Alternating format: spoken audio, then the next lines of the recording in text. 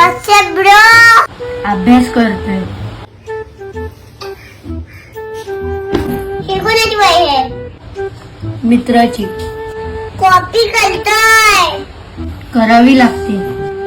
का? शाळेत नव्हतो गेलो काल. का? पाऊस पडत होता. ज्याची वही आहे तो कोणता जातो? 4 घर सोडून. तुमच्या 4 घरावर पाऊस पडला काय?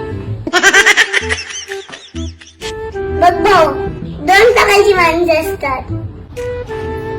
एक पोलिसांना घाबरून हेल्मेट घालतात आणि दुसरे स्वतःसाठी. अभ्यास करणाऱ्यामध्ये पण 2 प्रकारचे विद्यार्थी असतात.